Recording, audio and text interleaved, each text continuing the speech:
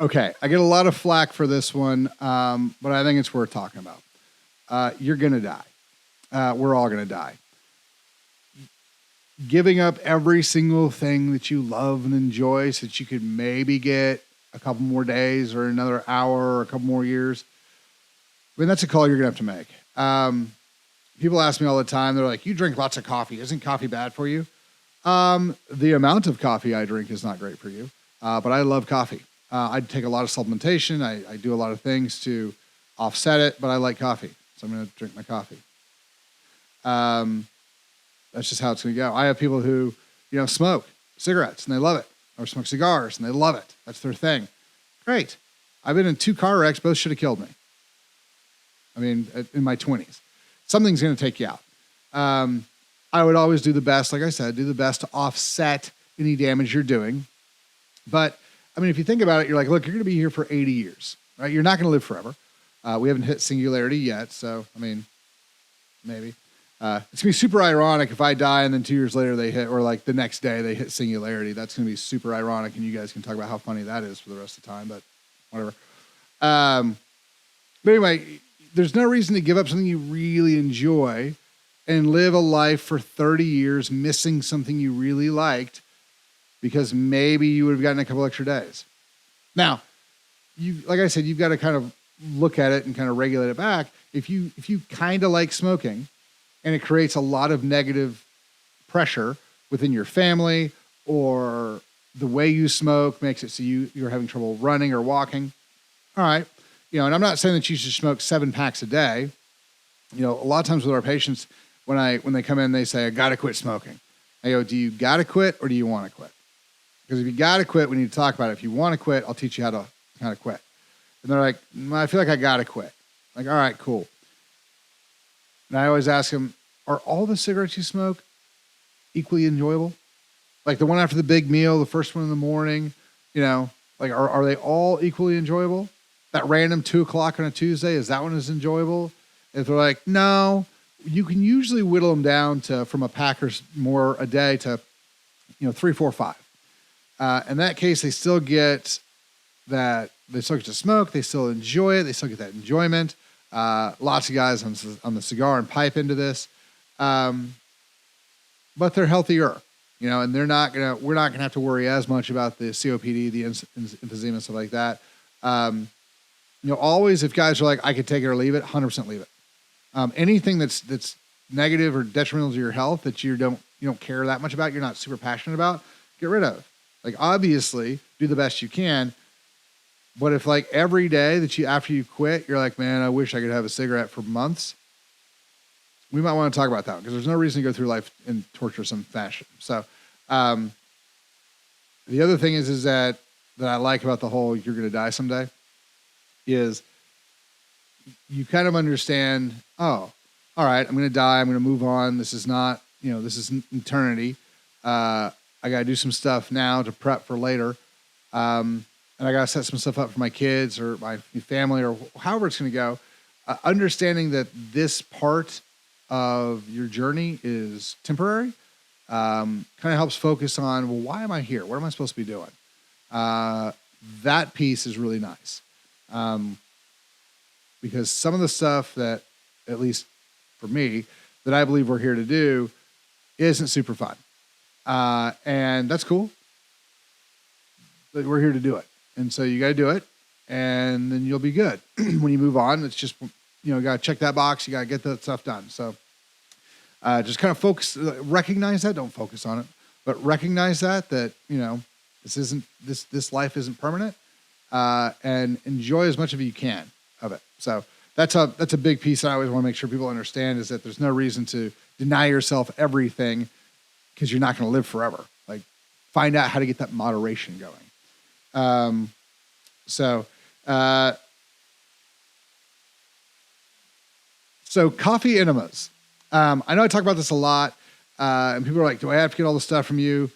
No, you don't have to. Like, I don't like the coffee that we sell here in these small bags. That's not what I use at home. I don't want to get in trouble by, throwing a brand out and having them mad at me, but it's not what I use. Cause I buy bigger bags, cause I do 2 a week. It just needs to be organic.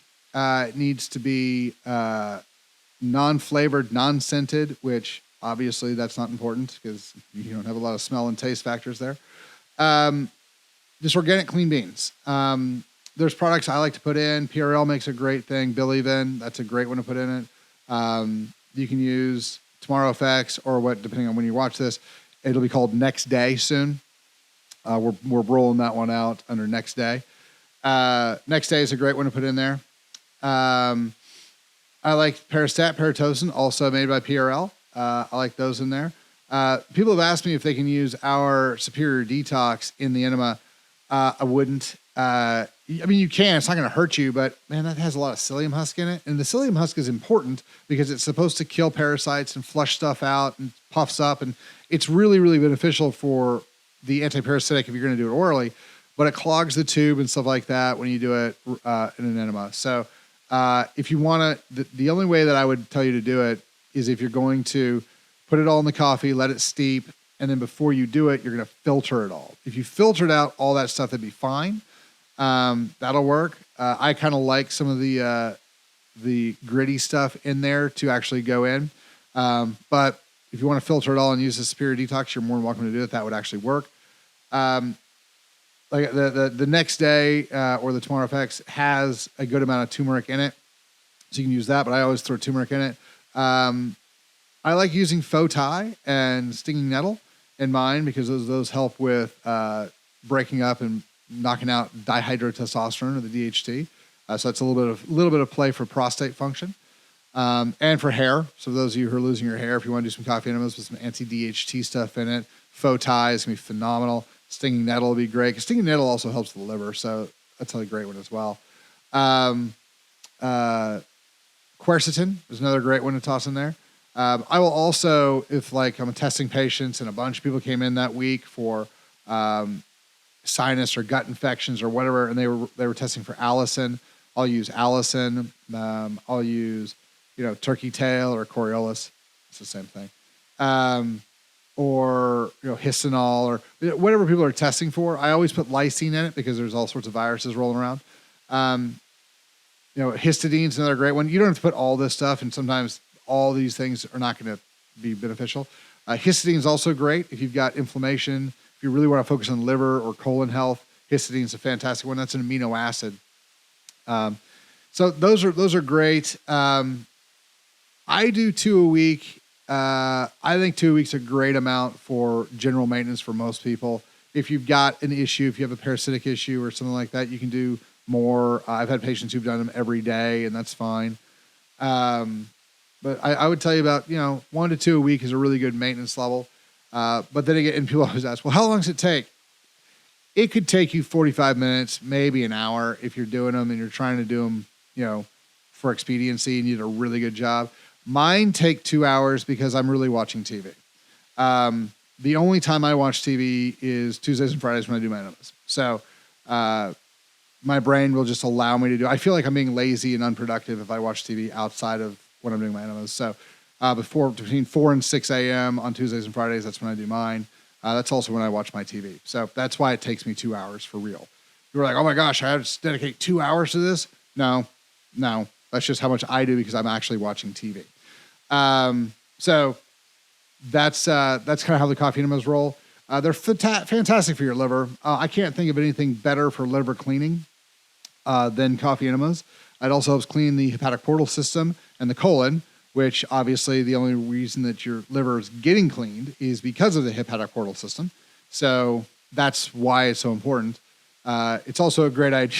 It's also really funny whenever I talk to, other practitioners or docs or anything, and they try to give you grief. And they're like, oh my gosh, do you know how far your colon is from your liver? It's never going to get there. That's the dumbest thing I've ever heard. And I always laugh because that obviously means they have no idea about colon function. They have no physiology or even anatomy understanding of GI function. Because the whole purpose of the hepatic portal system is to take all of the water from your fecal matter, take it back to your liver so your liver can clean the water, put the waste kind of back down, and then kick that water back into your system so you don't dehydrate and die from bowel movements. That's the whole reason why diarrhea can kill you, is because diarrhea shuts off the hepatic portal function and pushes everything out as fast as possible, and then you get dehydrated from it. So that's how coffee enemas actually work. They're fantastic. I recommend them for, man, I'm sure there's somebody out there who shouldn't do them outside of people who have no colon because they had surgery. But I can't think of anybody who has a colon who I would not recommend that for off the top of my head. We do it for ulcerative colitis all the time. Like, we do a really good job fixing ulcerative colitis. And those guys end up doing coffee enemas as well. So, hemorrhoids or, ulcers in the colon, as long as it doesn't hurt real bad, you can still do them. So, it's a pretty solid one as well.